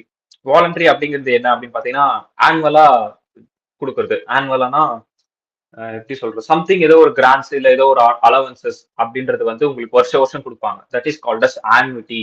அதுல ஆன்விட்டி அப்படின்னு இல்லையா? So annually something you received. ஓகேவா? நீங்க சர்வீஸ்ல இருக்கும் போதே ரிசீவ் பண்ணிட்டு இருக்கீங்க அப்படின்னும் போது okay, that is called as annuity for life of perpetuity. Which means இந்த இடத்துல பெர்பெக்சுவிட்டி அப்படின்னா நான் என்னன்னு சொல்லியிருந்தேன் உங்களுக்கு ஞாபகம் இருக்கா? கண்டினியூ ஆகிட்டே இருக்கும். பெர்பெக்சுவிட்டி இட்ஸ் ஹவு ஷுட் ஐ சே, ஞாபகம் இருக்கா? பெர்பெக்சுவிட்டி நான் நடத்துறேனே உங்களுக்கு. கடைசி வரைக்கும் அது வந்து எவ்வளவு வந்து நான் இப்போ ஒரு 10 lakhs நான் போட்டு வைக்கிறேன் 10%னா 1 lakhs 1 lakhs 1 lakhs எனக்கு வந்து பெர்பெக்சுவலா வந்துட்டே இருக்கும். அது வந்து நான் திரும்ப ரிசீவ் பண்ற வரைக்கும் அப்படின்றது சொல்லியிருந்தேன். அதான் பெர்பெக்சுவிட்டி. ஓகே, ஸோ அந்த மாதிரி ரிசீவ் பண்றீங்க அப்படின்னா that will be fully taxable as a salary. Annuity received from an ex employer. Ex எம்ப்ளாயர்னா நான் முன்ன வேலை செஞ்ச எம்ப்ளாயர் கிட்ட இருந்தோம் ஆனுட்டி ரிசீவ் பண்ணிருக்கேன் அப்படின்னா fully taxable as a profit in lieu of salary. நல்லா நோட் பண்ணுங்க. பிரசன்ட் எம்ப்ளாயர் கிட்ட வேலை செஞ்சிருந்தேன்னா சேலரியில இன்க்ளூட் ஆகுது. எக்ஸ் எம்ப்ளாயர் அதாவது நான் வேலையை விட்டே வந்துட்டேன், அந்த கம்பெனில வேலையை விட்டு வந்துட்டேன், அதுக்கப்புறமா நான் ஆனுட்டி ரிசீவ் பண்றேன் அப்படின்னா அது profit in lieu of salary. அதுக்கப்புறம் annuity receive from a person other than employer, அதாவது எக்ஸாம்பிள் இன்சூரன்ஸ் இந்த மாதிரி எல்லாம் போட்டிருப்பேன். எம்ப்ளாயர் கிட்ட இருந்து ரிசீவ் பண்ணாம வேற ஒருத்தர் கிட்ட வாங்கிருக்கேன் அப்படின்னா ஆப்வியஸா இன்கம் ஃப்ரம் அதர் சோர்சஸ் உள்ள போயிடும். ஓகேவா? So have to be remember annuity அப்படிங்கிறது ஆனுவலா ரிசீவ் பண்ற ஒரு சம். ஆனா அது என்ன அப்படின்றத அவன் சொல்லல. ஓகேவா? ஸோ அது எம்ப்ளாயர் கிட்ட இருந்து வாங்கியிருந்தாலும் அது சேலரி, எக்ஸ் எம்ப்ளாயர் கிட்ட இருந்து வாங்கியிருந்தாலும் அது சேலரி தான். பட் ஆனா ப்ராஃபிட் இன் லியூ ஆஃப் சேலரியில அதை நம்ம போடுவோம். இன்கேஸ் இன்சூரன்ஸ் இதெல்லாம் கூட நம்ம ஆனுவிட்டி அதெல்லாம் ரிசீவ் பண்றோம் அப்படின்னா that will be comes under IFOS. Okay, done. அடுத்து salary received in lieu of notice period. Notice பீரியட்ல நீங்க ஏதாவது சேலரி ரிசீவ் பண்றீங்க அப்படின்னா அப்போ என்னன்னு சொல்லியிருக்கான். தென் எப்படி பார்த்தாலும் அது வந்துருமே.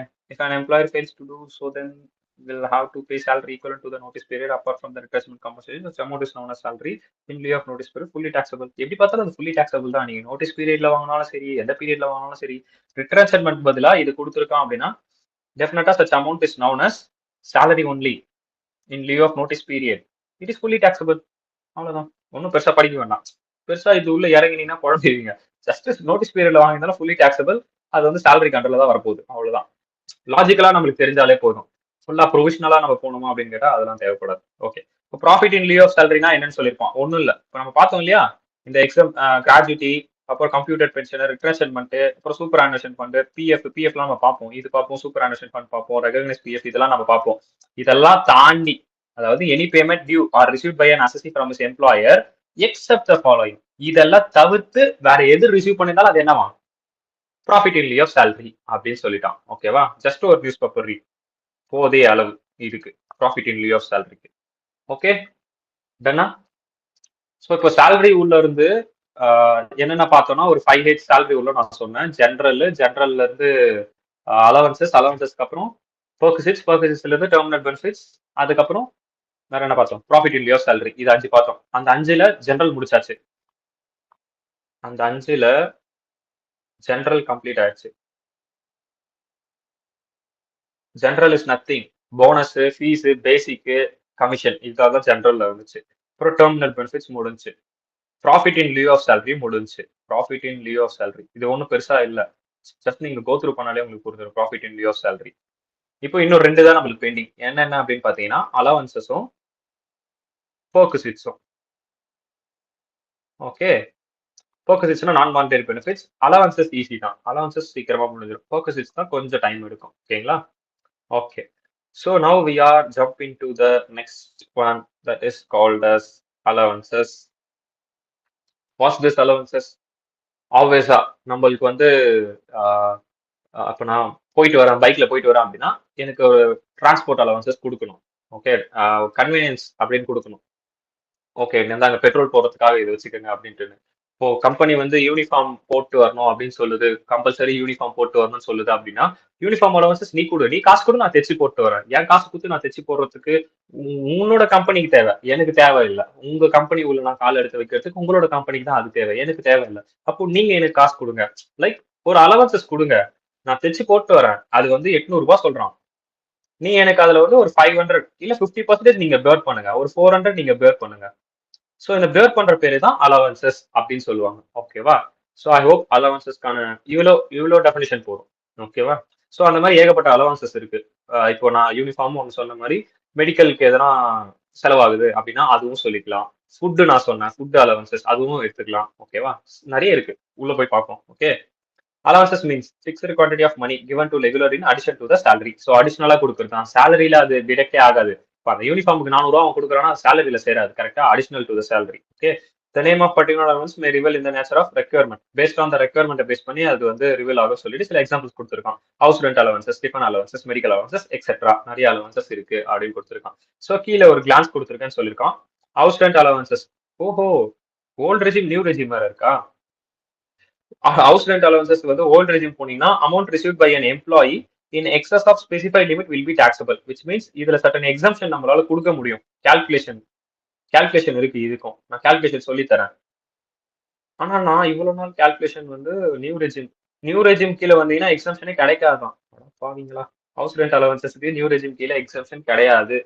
ஓகே, அதுக்கப்புறம் 14.1 special allowances are benefits not being in nature of perquisites அண்டர்ல வராம வேற ஏதாவது அந்த மாதிரி இருக்கு அப்படின்னா specially granted to meet expenses wholly necessary and exclusively incurred in performance of the duties of an officer or employment of the profit following allowances are covered, which means அவரோட பெர்ஃபார்மன்ஸை பேஸ் பண்ணி இப்போ நீங்க போயிட்டு ஒரு இடத்துல ஒரு எம்ப்ளாயா சேர்றீங்க அப்படின்னா உங்களுக்கு ஒரு டிஃபைன் ரோல் கொடுத்துருப்பாங்க. அந்த ரோலை பேஸ் பண்ணி நீங்க எப்படி பெர்ஃபார்ம் பண்றீங்க.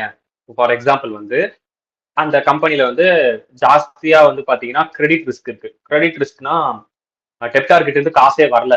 ஓகே, கிட்டத்தட்ட ஒரு 300 டேஸ் 400 டேஸ்க்கு மேல வந்து பாத்தீங்கன்னா காசு வரல. ஸோ அப்படி வராததை நீங்க வந்து புஷ் பண்ணி கஸ்டமர் கிட்ட கேட்டு நீங்க வாங்குவீங்க. இதெல்லாம் தான் உங்களோட பெர்ஃபார்மன்ஸ். ஸோ நீங்க உள்ள போயிட்டு கேட்டு நீங்க ப்ரிப்பேர் பண்ணி இது இவ்வளவு சீக்கிரம் கொடுக்கணும், இது எவ்வளவு சீக்கிரம் கொடுக்கணும், otherwise will take the legal action. So உங்க மேல நாங்க ஆக்ஷன் எடுப்போம் as per this agreement. So நீங்க எங்கிட்ட ஸோ இதெல்லாம் தான் உங்க performance.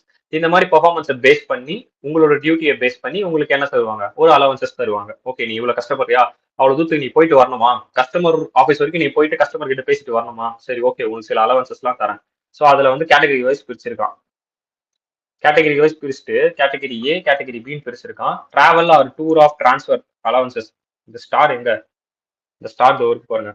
Allowances granted to meet the cost of travel on transfer include any sum paid in connection with the transfer, packing, transportation of personal effects on such transfer. So அந்த டிராவல்ல எது எதெல்லாம் include ஆகுது அப்படின்னு பாத்தீங்கன்னா அவர் ஏதாவது டிரான்ஸ்ஃபர் பண்றது இல்ல packing, which means இந்த லெட்டர் அனுப்புறது, இதெல்லாம் கூட அதுல இன்க்ளூட் ஆகுது. Letter, transportation, any of personal effects of such transfer. Personal effects அப்படிங்கிறது இந்த இடத்துல ஜுவல்லரிஸ் இந்த மாதிரி தானே ஒரு personal effects. Allowances granted to meet cost of travel. Okay, on travels, travel transfer include. Okay, இங்கேயே அதுக்கான மீனிங் வந்துருச்சு. On transfer, cost of travel on transfer, அதுல எது எதெல்லாம் இன்க்ளூட் ஆகுது அப்படின்னா any sum paid in connection with transfer, which means packing ஆகட்டும், transportation of personal effects ஆகட்டும். பர்சனல் எஃபெக்ட்ஸ் அப்படிங்கிறது என்னன்னா இந்த ஜுவல்லரி ஆர் எனிதிங் காஸ்ட்லியான பொருள், வாட்சஸ் கூட இருக்கலாம், கோல்டு, அதான் அங்கேயே சொல்லிட்டேன், ஆர்னமெண்ட்ஸ், சம்திங் ஆர்னமெண்ட்ஸா கூட இருக்கலாம். ஓகேங்களா? ஸோ பர்சனல் எஃபெக்ட்ஸ்ன்றது அதுதான். பர்சனல் எஃபெக்ட்ஸ்ன்றது நம்ம பர்சனலா யூஸ் பண்ணக்கூடிய பொருட்கள், ரிங்கு, வாட்ச், செயின் காஸ்ட்லியா இருக்கிறது. ஸோ இதெல்லாம் கூட அதுல இன்க்ளூட் ஆகுது அப்படின்ற மாதிரி மென்ஷன் பண்ணிருக்கான். ஓகேவா? That is called as personal effects. Capital gain படிக்கும்போது பாப்பீங்க பர்சனல் எஃபெக்ட்ஸ்னா என்ன அப்படின்ட்டு. ஓகேவா? ஸோ அது போக daily allowances, convince allowances. So இது எப்படி டாக்ஸபிள் பார்த்தீங்கன்னா ஓல்டு நியூ, இங்கேயும் ஓல்டுன்னு இருக்கு, இங்க நியூன்னு இருக்கு. அவன் கொடுக்கல, பட் இது நியூ, போத்துமே இப்போ ரெண்டுமே சேர்ந்தது தான் இது ரெண்டுத்துக்குமே. ஓகேவா? ஸோ ஆக்சுவல் அலவன்சஸ் ரிசீவ்டு அல்லது actual amount spend for the purpose whichever is less would be எக்ஸம்டடாம்பா. ஆக்சுவலா எவ்வளவு செலவாயிருக்கு, ஆக்சுவலா எவ்வளவு செலவாயிருக்கு, அப்படி இல்லைன்னா அலவன்சஸ் அவங்க எவ்வளவு கொடுத்துருக்காங்க, அது ரெண்டுத்துல whichever is lower is exempted for both. ஓல்டுக்கும் இருக்கு, நியூக்கும் இருக்கு. Category A. கேட்டகரி பி என்னன்னு பாத்தீங்கன்னா helper allowances, uniform allowances, research or training allowances. இந்த மாதிரி ஏதாவது அலவன்ஸ் இருக்குன்னா நியூ டாக்ஸ் ரெஜிம் கீழே என்னவா எக்ஸம்ஷன் கிடையாதான். ஆனா ஓல்ட் டாக்ஸ் ரெஜிம் கீழே எக்ஸம்ஷன் இருக்கு. ஆக்சுவல் அலவன்சஸ் ரிசீவ்டு இல்லைன்னா எவ்வளவு ஸ்பெண்ட் பண்ணீங்க. ஃபார் எக்ஸாம்பிள் நான் 10,000 ரூபாய் உங்களுக்கு அலவன்ஸ் தரேன்னு வச்சுக்கோங்களேன், ஆனா நீங்க ஸ்பெண்ட் பண்ணது வெறும் 8,000 ரூபாய் தான். ஸோ இப்படி இருக்கும்போது which ever is less, which ever is less would B exempted. அப்போ 8,000 தான் எக்ஸம்டட் ஆகும். பேலன்ஸ் 2,000 இருக்கு இல்லையா, அது டாக்ஸபிள் பண்ணிடுவீங்க. அண்டர் த ஹெட் சேலரி கீழே அலவன்சஸ் கீழே டாக்ஸபிள் பண்ணிடுவீங்க. அதுதான் கான்செப்ட். இதுக்கும் இதுக்கும் மேல சொன்ன இதுக்கும் இதுக்கும் இதுதான் கான்செப்ட். ஓகே, ஸோ இது வரைக்கும் முடிஞ்சிருச்சு. எதுனா ஸ்பெஷல் அலவன்சஸ் முடிஞ்சிருச்சு. ஸ்பெஷல் அலவன்சஸ் அப்படிங்கிறது என்ன அப்படின்னா நீங்க ஞாபகம் வச்சுக்க வேண்டியது ஸ்பெஷல் அலவன்சஸ்னா travel, daily allowances, conveyance allowances, helper allowances, uniform allowances, research allowances. மொத்தம் 6 இருக்கு. 6 allowances is a special allowances. Okay, special allowances. So அந்த ஸ்பெஷல் அலவன்சஸ்ல எதெல்லாம் டாக்ஸபிள், எதெல்லாம் எக்ஸம்டட் அப்படின்றது நீங்க கொஞ்சம் பாத்துக்கணும். பிளஸ் நியூ டாக்ஸ் ரெஜிம் கீழே இது ஒண்ணுதான், அதாவது இந்த ஹெல்பர், இந்த யூனிஃபார்ம், இந்த ரிசர்ச், அது மட்டும் தான் எக்ஸம்ஷன் கிடையாது நியூ டாக்ஸ் ரெஜிம் கீழே. ஓகே, அது ஒன்று ஞாபகம் வச்சுக்கோங்க. அகைன் மறுபடியும் 14 special allowances to meet is personal expense.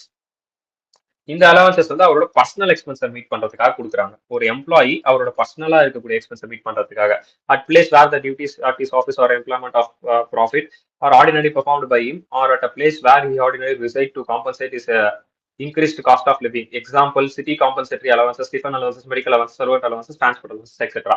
Which means, sir இப்போ நான் வந்து பொள்ளாச்சியில இருக்கேன். பொள்ளாச்சியில வந்து பாத்தீங்கன்னா இட்லி வந்து எனக்கு ஒரு 5 rupees, ஒரு மேக்ஸிமம் 7 rupees இருக்குமா. பட் அதே நான் இப்போ கோயம்புத்தூர் வரேன் அப்படின்னா ஒரு இட்லி 20 rupees கிடைக்கிறதுக்கும் இருக்கு, 30 rupees கிடைக்கிறதுக்கும் இருக்கு. ஓகேவா? இட்லி மட்டுமே இருக்கு. தோசையும் அதே மாதிரிதான்.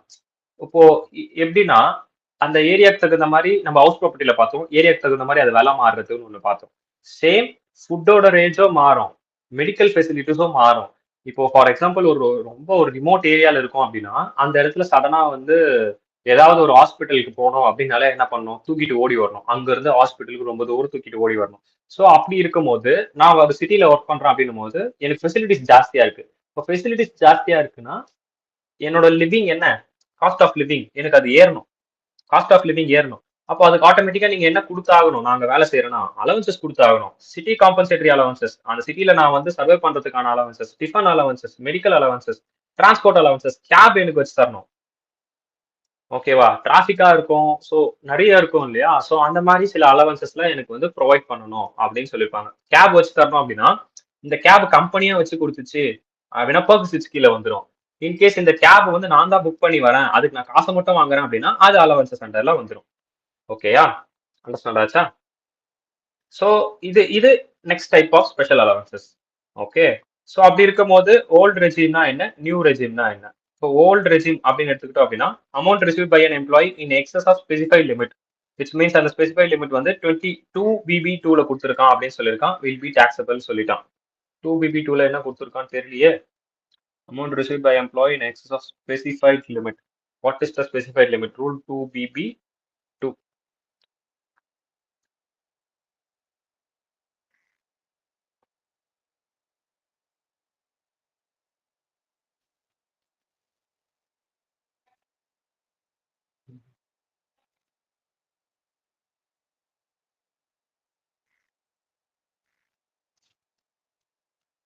Any special compensatory allowances in nature of compensatory, சரி ஓகே.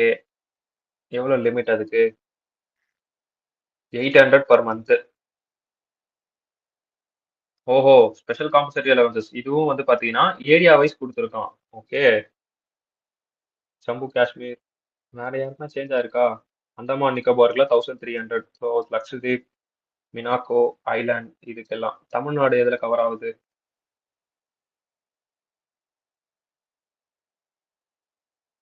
அருணாச்சல் பிரதேஷ்,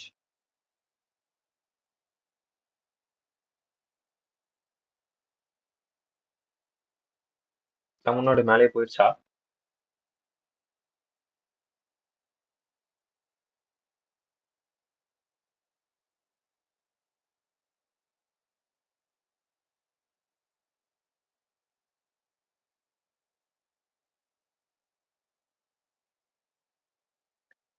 நம்ம ஏன் இவ்வளவு கஷ்டப்படணும்?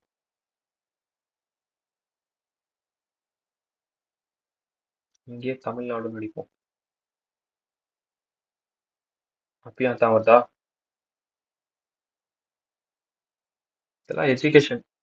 அந்த ரூல் வந்து பாத்தீங்கன்னா காமனா எவ்வளவு எக்ஸம்ஷன் அப்படின்றது வந்து நான் சொன்னேன் இல்லையா, 200 தருவான் எஜுகேஷனுக்கு, ஹாஸ்டலுக்கு 100 தருவான் அப்படின்னு பார்த்தோம் இல்லையா, அதுதான் அந்த ரூல். பட் அந்த ரூல் அண்டர்ல இந்த மாதிரி ஸ்பெஷல் காம்பன்சேட்டரி அப்படின்னு வர்றது தான்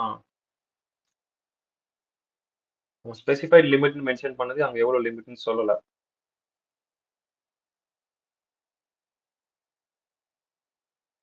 இவ்வளவுதான் படிச்சணும்.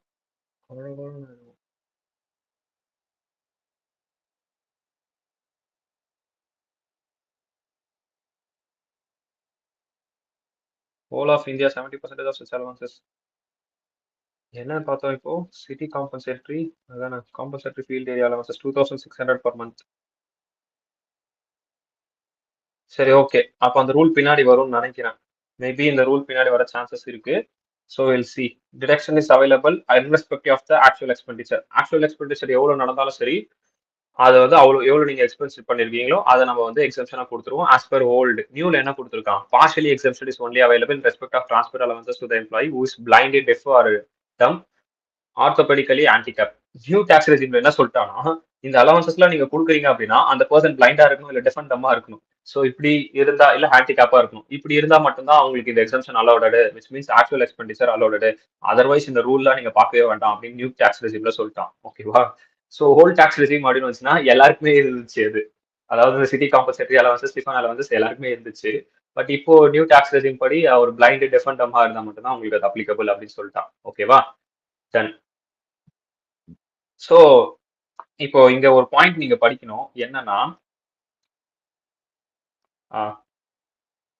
இதுவும் நீங்க வந்து மெமரைஸ் பண்ற மாதிரி தான் இருக்கும். மெமரைஸ்னா என்னென்ன அப்படின்னு தெரிஞ்சுக்கிற மாதிரி தான் இருக்கும். அது என்னன்னா, இங்க கொடுத்திருக்கக்கூடிய அலவன்சஸ் எல்லாமே fully taxable. Whether it will be partially. இப்போ நான் வந்து 10,000 ரூபாய் வந்து ரிசீவ் பண்ணியிருக்கேன். 10,000 ரூபாய் ரிசீவ் பண்ணியிருக்கேன் அலவன்சஸா. நான் 8,000 ரூபாய் தான் செலவு பண்ணியிருக்கேன் எக்ஸ்பென்ஸா. இப்போ உங்களோட பாயிண்ட் ஆஃப் வியூ என்னன்னா 2,000 ரூபாய் தான் நான் டாக்ஸபிள், ஏன்னா இதுதான் எக்ஸ்பென்ஸ் ஆயிடுச்சு, அப்போ இதை நம்ம எக்ஸாம் பண்ணிடுவோம் அப்படிதானா அப்படின்னா இல்ல. இந்த 2,000 ரூபாய் டாக்ஸபிள் ஆகாது. 10,000 ரூபாயுமே டாக்ஸபிள் ஆகும். எந்த சுச்சுவேஷன்ல? City compensatory allowances, tiffin allowances, medical allowances, servant allowances, நான் பிராக்டிசிங் அலவன்சஸ். புரியல. ஓல்ட் ரெசியூமாவே இருந்தாலுமே இது எல்லாமே டாக்ஸபிள் ப்ரோ? Fully taxable. ஆமா, ஓல்ட் ரெசியூம்ல தான் இப்போ இதை நான் சொல்லிட்டு இருக்கேன். ஓல்ட் ரெசியூம்லயே இது ஃபுல்லி டாக்ஸபிள் தான். ஓகே. அதாவது ஆக்சுவல் எக்ஸ்பெண்டிச்சர் ஆயிருக்கிறத நம்ம கன்சிடரே பண்ண மாட்டோம் இந்த இடத்துல. ஓகேங்களா? ஸோ இந்த டைப்ஸ் ஆஃப் அலவன்சஸ் எல்லாமே வந்து பாத்தீங்கன்னா fully taxable. Deputation, entertainment allowances. But இந்த என்டர்டைன்மெண்ட் அலவன்சஸ் வரும்போது ஒரு பாயிண்ட் நீங்க கவனிக்கணும்னு நான் சொன்னேன். என்டர்டைன்மெண்ட் அலவன்சஸ் உள்ள இருக்க கண்டிஷனை பார்க்காதீங்க, பட் என்டர்டைன்மெண்ட் அலவன்சஸ் யாருக்கு அப்ளிகபிள் பாத்துக்கங்க மட்டும் ஞாபகம் வச்சுக்க சொன்னேன். யாருக்கு? Government employee. அப்ப அந்த கவர்மெண்ட் எம்ப்ளாய்க்கு மட்டும் ஒரு டிடக்ஷன் இருக்கு. டிஸ்கஸ் லேட்டர் இன் சாப்டர் அவனே கொடுத்துட்டான். ஸோ நம்மளும் லேட்டரா பார்ப்போம். ஓகேவா? ஸோ அப்போ என்டர்டைன்மெண்ட் அலவன்சஸ் அப்படின்னும் போது ஒன்ஸ் நீங்க கவர்மெண்ட் எம்ப்ளாயின்னு ஒரு கிளான்ஸ் பாத்துக்கோங்க. கவர்மெண்ட் எம்ப்ளாயா தான் உங்களுக்கு டிடக்ஷன்ஸ் இருக்கு. பட் கவர்மெண்ட் எம்ப்ளாயா இல்ல அப்படின்னா ஃபுல்லி டாக்ஸபிள். அப்ப இங்க கொடுத்திருக்கக்கூடிய எல்லா அலவன்சஸும் ஃபுல்லி டாக்ஸபிள் அலவன்சஸ். 1 2 3 4 5 6 7 8 அலவன்சஸ். ஓகேவா? ஸோ இதெல்லாம் அதுக்கான மீனிங், என்னென்ன மீனிங் கொடுத்துருப்போம். ஓகே, ஜஸ்ட் ஒரு newspaper read. But you have to be remember, இந்த 8 ஞாபகம் வச்சுக்கிட்டா போதும். இந்த 8 ஞாபகம் வச்சுக்கிட்டாலும் ஓகே. அப்படி இல்லைன்னா இங்க இருக்கக்கூடிய அலவன்சஸ், இங்க இருக்க அலவன்சஸ்ல 1 2 3 4 5 6 7 6 இங்க இருக்க 6 ஞாபகம் வச்சுக்கிட்டாலும் ஓகே. ஓகேவா? இந்த எக்ஸம்ஷன் என்ன அப்படின்னா, ஸ்பெஷல் அலவன்சஸ் எக்ஸம்டட். என்ன எக்ஸம்டட் அப்படின்னு பாத்தீங்கன்னா, டிராவல் ஆர் டிரான்ஸ்ஃபர் அலவன்சஸ் இந்த எக்ஸாம்ப்டடுக்கு அப்படி வரும். அதாவது நான் 10,000 கொடுத்துருக்கேன், 8,000 ஆக்சுவல் எக்ஸ்பெண்டிச்சர் ஆயிருக்கு, மைனஸ் பண்ணிட்டு பேலன்ஸ் 2,000 தான் நான் வந்து இங்க டாக்ஸபிள் பண்ணுவேன். ஓகேவா? பேலன்ஸ் 2,000 தான் இங்க டாக்ஸபிள் இன்கம்கே கொண்டு போவேன் 2,000. ஆனா அங்க என்னன்னு பார்த்தோம், இந்த 10,000மே டாக்ஸபிள் இன்கம் கொண்டு போவோம்னு பார்த்தோம். பட் இந்த இடத்துல டாக்ஸபிள் இன்கமுக்கு நான் எவ்வளவு ஆக்சுவலா எக்ஸ்பெண்டிச்சர் பண்ணணும் அதை மைனஸ் பண்ணிட்டு பேலன்ஸ் இருக்கிறத மட்டும் தான் கொண்டு போவேன். அப்போ அந்த 2,000 மட்டும் தான் கொண்டு போவேன். அந்த மாதிரி என்னென்ன அலவன்சஸ் இருக்கு?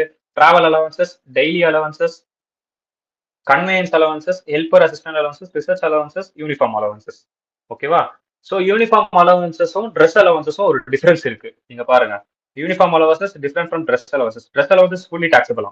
ஓகே, யூனிஃபார்ம் அலவன்சஸ் வேற.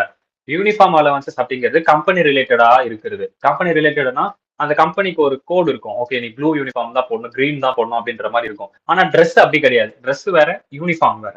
Okay, might be you have been understand. Okay, done. So இப்போ அந்த ரூல் 22 ஒன்று பார்த்தோம் இல்லையா, அது நத்திங். ஸோ இங்க இருக்கு பாருங்க, இந்த மாதிரி கொடுப்போம் அமௌண்ட். இதுதான் அந்த ரூல் 222. ஓகேவா? ஸோ அதனால தான் நான் பின்னாடி பார்ப்போம்னு சொன்னேன். ஓகேவா? டன். இங்க அது கொடுத்துருக்கோம். ஓகே, ஸோ இது வரைக்கும் ஓகே ஆச்சா? அலவன்சஸ் ஓகேவா? அலவன்சஸ்ல இந்த 8 பிளஸ் அந்த 6, இந்த 8 அப்படின்னு வந்துச்சுன்னா you have been fully taxable. இது நீங்க ரிமெம்பர் பண்ணிக்கங்க, இது ஃபுல்லி டாக்ஸபிள். அதாவது கொஸ்டின்ல எங்க வந்தாலும் ஃபுல்லி டாக்ஸபிள். இதுக்குமே ஆக்சுவல் எக்ஸ்பெண்டிச்சர் ஒன்று கொடுத்துருப்பான். ஐயோ கொடுத்துருக்கான்னு சொல்லிட்டு நீங்க மைனஸ் பண்ணிடக்கூடாது சம்ல. அதனால தான் இதை நான் முன்னாடியே சொல்லிட்டேன். ஏன்னா இது ஃபுல்லி டாக்ஸபிள். இப்போ சிட்டி காம்பன்சேட்டிவ் அலவன்சஸ் கொடுத்துட்டு 8,000 ஆக்சுவல் எக்ஸ்பெண்டிச்சர், பேலன்ஸ் 2,000 தான் இருக்கு அப்படின்னு சொல்லுவான். அப்படி சொல்லிட்டான்றதுனால நம்ம 2,000 போய் டாக்ஸபிள் பண்ணக்கூடாது, 10,000 தூக்கிட்டு போய் டாக்ஸபிள் பண்ணணும். ஓகேவா? அதனால தான் நான் பிஃபோராவே இதை சொல்லிட்டேன். ஃபாலோயிங் ஆர் ஃபுல்லி டாக்ஸபிள், அந்த இடத்துல ஃபாலோயிங் பார்ஷியலி டாக்ஸபிள் அப்படின்றதுனால. ஓகேவா? ஏன்னா கன்ஃபியூஸ் ஆகும் சம் போடும்போது. டன். ஸோ இப்போ இதுக்கு அண்டர்ல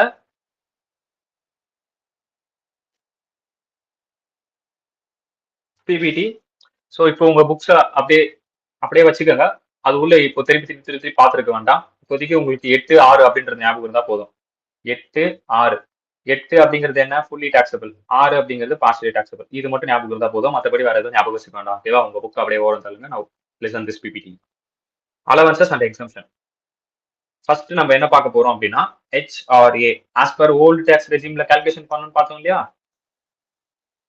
நியூ டேக்ஸ் ரெஜிம்ல அது கிடையாதுன்னு பார்த்தோம் இல்லையா? கரெக்டா? எஸ், நியூ டேக்ஸ் ரெஜிம்ல no exemption. But as per old tax ரெஜிம்ல எக்ஸம்ஷன் இருக்கு. ஓகே, இப்போ ஓல்ட் டாக்ஸ் ரெஜிம் போடுறோம் அப்படின்னா you have to been remember this. So HRA calculation இருக்கு. ஃபர்ஸ்ட் என்ன அப்படின்னு பார்த்தீங்கன்னா, the lowest of the below 3 conditions are exempted, which means whichever is lower exempted of. First actual HRA எவ்வளோ receive பண்ணியிருக்கீங்க அதை பார்ப்பீங்க. அதுக்கப்புறம் rent paid over 10% of the salary, which means rent எவ்வளோ பே பண்ணீங்க. ஃபார் எக்ஸாம்பிள் ரெண்ட் நான் 15,000 பே பண்ணியிருக்கேன்னு வச்சுப்போம். சேலரி எனக்கு வந்து ஒரு 1,50,000 வருது வருஷத்துக்கு. இன்டூ 10%, 1,20,000 வருது. Into 10%, 1,20,000, sorry 12,000. So minus 12,000. So அப்போ இங்க 3,000. ஆக்சுவல் HRA ரிசீவ்ட் வந்து ஒரு 6,000 இருக்குன்னு வச்சுப்போம். அதுக்கப்புறம் 50 case salary in case of metro, 40% of salary in other case, in case of non metro. Metro cities, non metro சிட்டிஸ்ன்னு பார்த்தோம் இல்லையா? அதுதான் இங்கேயும். இப்போ மெட்ரோவா இருந்தா 50% தான். மெட்ரோவா இருந்தா 50னா, இப்போ நான் ஃபார் எக்ஸாம்பிள் நான் சென்னையில் இருக்குன்னு வச்சுக்கோங்க. So Chennai is a metro, 50% of the salary. 50%னா 1,20,000 என் சேலரி. 1,20,000னா 60,000 நான் ரிசீவ் பண்ணியிருப்பேன். அப்போ இங்க 60,000 போட்டுக்குங்க. இப்போ இது மூணுத்துல விச் எவர் இஸ் லோவர்? 3,000 தான் லோவர். அப்போ நான் HRA எவ்வளோ ரிசீவ் பண்ணியிருந்தேன்? 6,000 ரிசீவ் பண்ணியிருந்தேன்னா 6,000 minus 3,000. 3,000 is a taxable under HRA. So 3,000 நான் வந்து taxable காட்டுவேன். அண்டர்ஸ்டாண்ட் ஆச்சா? ஸோ இதுதான் கான்செப்ட். ஸோ மூணே விஷயம். ஃபர்ஸ்ட் கண்டிஷன் ஆக்சுவல் HRA எவ்வளோ ரிசீவ் பண்ணிருக்கீங்க. செகண்ட் ரெண்ட் நீங்க எவ்வளோ பே பண்ணீங்க. அது போக 10% of your salary. 10% of your salary. அது ரெண்டுத்தையும் மைனஸ் பண்ணணும். மைனஸ் பண்ணா ஒரு ஆன்சர் கிடைக்கும். அது ஒன்று. அதுக்கப்புறம் மெட்ரோவா இருந்தா 50%, நான் மெட்ரோவா இருந்தா 40%. ஸோ கால்குலேட் பண்ணீங்கன்னா ஒரு ஆன்சர் கிடைக்கும். அது மூணுத்துல விச் எவர் இஸ் லோவர் அப்படின்னு எடுத்தீங்கன்னா 3,000. ஓகே, ஸோ ஜஸ்ட் இந்த கண்டிஷன்ஸ் மட்டும் ஞாபகம் வச்சுங்க. 3 கண்டிஷன் இருக்கு. அப்படியே சம்முக்கு போவோம்.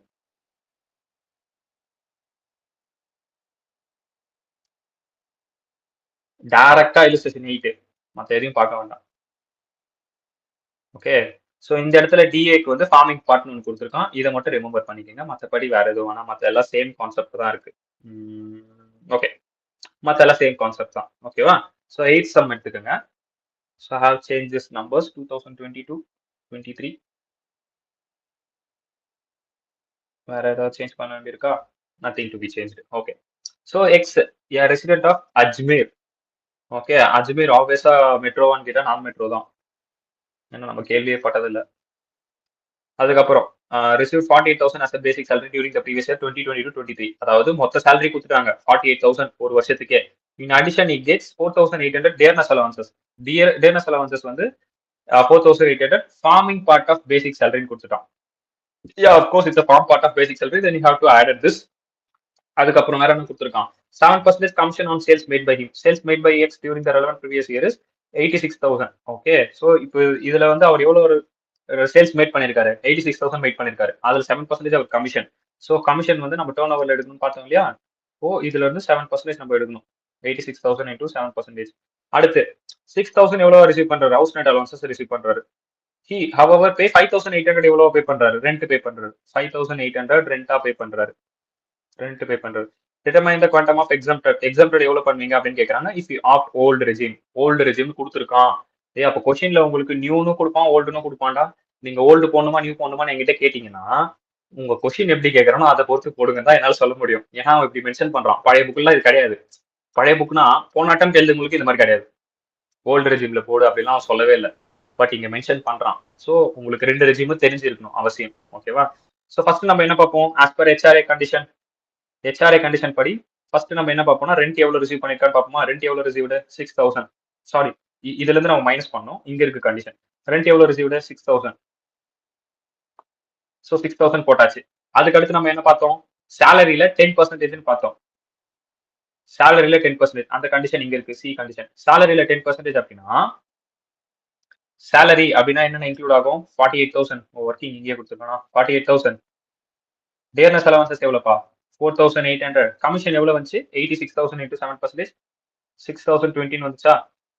இதுக்கு ஆன்சர் கரெக்டா இருக்கா? ஓகே. ஓகே, ஸோ இப்போ இது மூணுத்தையும் ஆட் பண்ணோம் அப்படின்னா நம்மளுக்கு சேலரி எவ்வளவு தெரிஞ்சிருமா? 58,822. 58,822ல 10% போட்டோம் அப்படின்னா 5,882 அப்படின்னு கிடைக்கும். கரெக்டா? ஸோ அப்போ மைனஸ் ரெண்ட் பெய்டு எவ்வளோ? Rent paid 5,800. Rent paid 5,800. கரெக்டா? ஸோ 5,800 மைனஸ்ல போனோம்னா ஆன்சர் மைனஸ்ல போகுது. -82 போகுது. ஸோ தே ப்ரொவைடட் நில் ஹியர். மைனஸ்ல போறதுனால நில்லு போட்டான். அதுக்கப்புறம் வேற என்ன பார்த்தோம்? இது நான் மெட்ரோ சிட்டி. நான் மெட்ரோனா 40% இருக்கணும்னு சொன்னேன். மெட்ரோனா 50% இருக்கணும்னு சொன்னேன். ஓகேவா? ஸோ இது நான் மெட்ரோன்றதுனா நம்ம 40% எடுக்கிறோம். 40% எதுல இருந்து எடுப்போம்? சேலரியில இருந்து எடுப்போம். 58,820 into 40%. ஸோ இதை போட்டீங்கன்னா 23,528 அப்படின்னு இங்க இருக்கு ஆன்சர்ல. கரெக்டாக மட்டும் ஒரு வாட்டி செக் பண்ணிக்கோங்க. கிராஸ் வெரிஃபை, டபுள் செக் பண்ணிக்கோங்க. ஸோ 28,325. இப்போ இது மூணுத்துல நம்ம என்னன்னு பார்த்தோம்? Which ever is lower. Which ever is lower? 0. நில்லு தானே லோவர். அப்போ நில்ல தூக்கி போடுங்க. அப்படியே 6,000 கொண்டு வாங்க. Taxable house rent allowances. இங்க 3 பார்க்கறது எக்ஸம்ஷனுக்காக. இப்போ டாக்ஸபிள் ஹவுஸ் ரெண்ட் அலவன்சஸ் 6,000 அப்படின்னு வரும் ஆன்சர். ஹெச்ஆர்ஏ கால்குலேஷன் புரிஞ்சா? This is your HRA calculation. Okay.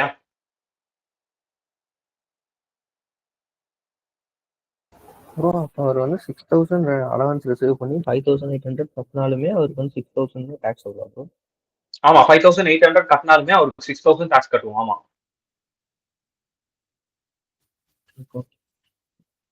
அதாவது 5,800 வந்து ரெண்ட் வந்து கொடுத்துட்டாரு. கொடுத்துமே ஆனா அவர் 6,000 டாக்ஸபிள் பண்ணணும். அந்த அலவன்சஸ்க்கு அவர் டாக்ஸபிள் பண்ணணும். நியூ ரெஜிமா இருந்தா இதெல்லாம் சொல்லுங்க. அதோட ஜாஸ்தியா இருந்துச்சுன்னா 5,800 இப்போ 6,000 ஜாஸ்தியா இருந்துச்சுன்னா அப்போ அது டாக்ஸபிள் வராது. அப்பயும் அது டாக்ஸபிள் ஆகும். விச் மீன்ஸ் இப்போ நீங்க ரெண்ட் வந்து 12,000 ரூபாய் பே பண்றீங்க அப்படின்னா அப்போ இங்க உங்களுக்கு இது மாறி இருக்கும். என்னன்னு மாறி இருக்கும்னா 12,000 ரூபாய் ரெண்ட் பே பண்றீங்க அப்படின்னா 12,000 மைனஸ் 5,882 மாறி இருக்கும். கரெக்டா? அப்ப இங்க உங்களுக்கு ஒரு ஆன்சர் வரும்.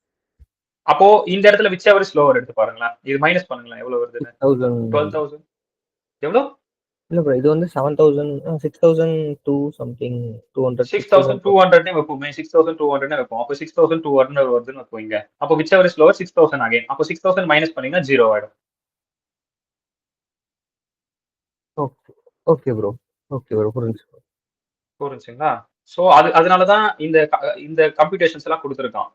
ஸோ இந்த கம்ப்யூட்டேஷன் வந்து எப்படி சொல்றது, இது ஒரு ஆக்ட் அப்படிங்கிறது வந்து இதுக்கு பின்னாடி வந்து கிட்டத்தட்ட வந்து லட்சக்கணக்கான மக்கள் வேலை செஞ்சிருப்பானுங்க. எனக்கு தெரிஞ்சு நான் டைரக்ட் ஆக்ட்ஸ் படிக்கும் போது பர்சனலா ஃபீல் பண்ணது, ஒரு விஷயத்த இதுதான் அப்படின்னு இன்னொருத்தருக்கு நம்ம சொல்றோம், அதாவது ஒரு தேர்ட் பர்சன்ஸ்க்கு நம்ம சொல்றோம். சரி, ஒரு மினிட் நான் ரெக்கார்டிங்